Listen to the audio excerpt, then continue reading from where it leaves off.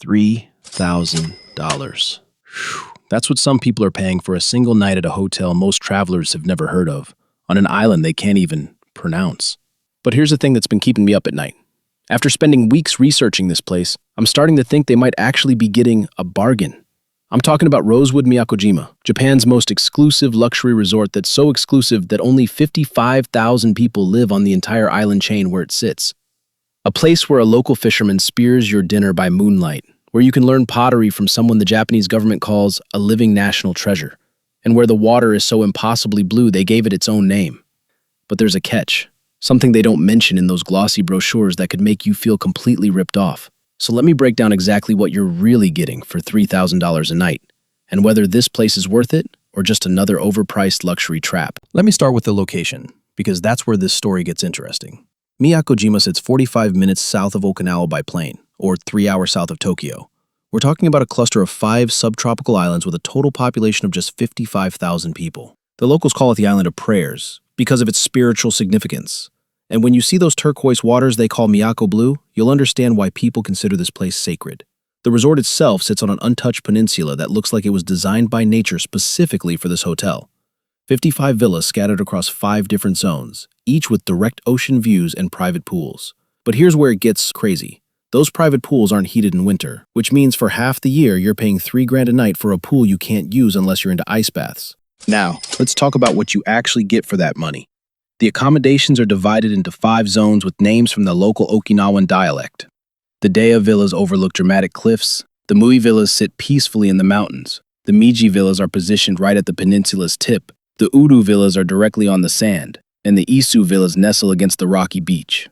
Then there are 3 massive houses, Upra, Kuda, and Kami, which are the crown jewels of the property, featuring 3-meter-high ceilings, private barbecue grills, and dedicated butler service. The design philosophy here is what they call Ryukyu-inspired, drawing from the ancient kingdom that existed separately from Japan for 400 years. Dutch design firm Studio Piet Boon created these modernist blocks using local Ryukyu limestone, and the attention to detail looks incredible from what we can see. Every villa has those silently sliding wooden doors, contemporary hanging lamps, and modern display areas showcasing Japanese arts and crafts. It's like staying inside a piece of art. If you're enjoying this honest breakdown so far, hit that like button and subscribe for more weekly reviews of the best hotels around the world. Okay, let's get real about the food situation. Because at $3,000 a night, you expect the dining to be extraordinary. The resort has 4 restaurants and bars. Nagi is the main dining space where they serve Italian cuisine with Japanese techniques. Think saffron risotto balls and Wagyu beef tartare.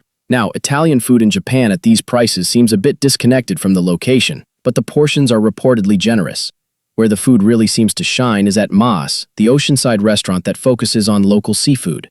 They work with a local fisherman named Takata-san, who literally spears grouper and other fish by moonlight in the neighboring bay.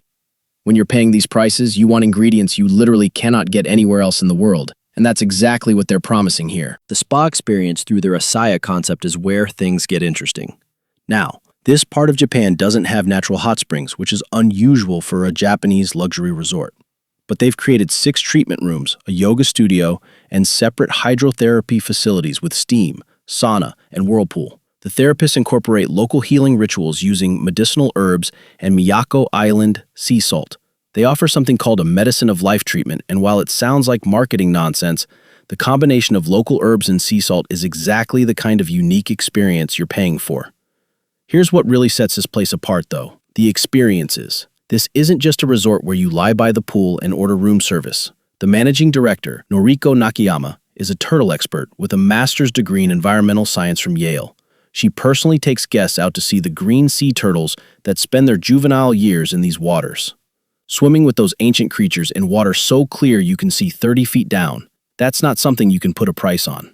They also offer traditional Japanese arts like toge pottery and adan weaving with local artisans. Guests can learn to make ceramics at a 300-year-old studio run by someone designated as a living national treasure of Japan. These aren't tourist activities. These are authentic, cultural experiences that most visitors to Japan never get access to. Now let's address the elephant in the room. Is it actually worth $3,000 a night? Here's the honest breakdown. If you're comparing it to other luxury resorts purely on amenities and service, probably not. You can get similar luxury at a Four Seasons or Ritz-Carlton for half the price. But if you're paying for exclusivity, authenticity, and experiences you literally cannot get anywhere else on Earth, then it starts to make sense. The service level appears to be flawless. Guests get dedicated butler service that anticipates needs before they even know they have them. The location is so remote and untouched that you feel like you've discovered a secret part of the world, and the cultural immersion seems deeper than anything you'd experience at other luxury property. But here are the downsides you need to know about. First, those unheated pools in winter are a real problem that guests have mentioned.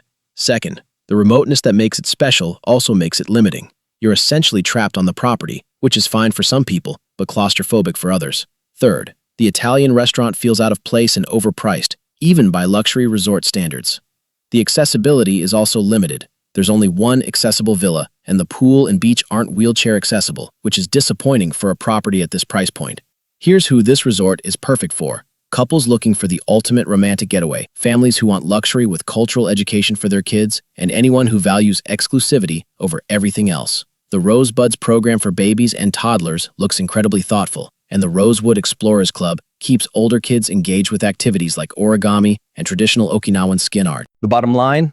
Rosewood Miyakojima isn't just expensive because it can be. It's expensive because it offers something genuinely rare in today's world. In an age where luxury travel has become commoditized and every exclusive resort feels the same, this place actually delivers on the promise of a once-in-a-lifetime experience. So is it worth $3,000 a night?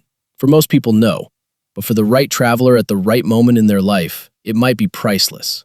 If you're considering booking, make sure you're going for the right reasons: the cultural immersion, the natural beauty, and the exclusivity. Don't go expecting the biggest pools or the most extravagant restaurants, because that's not what you're paying for. If you're planning any luxury travel and want more brutally honest takes like this, subscribe and hit that notification bell. I've got reviews of some incredible properties coming up that you won't want to miss. And watch this next video to see one of the most futuristic hotels ever built.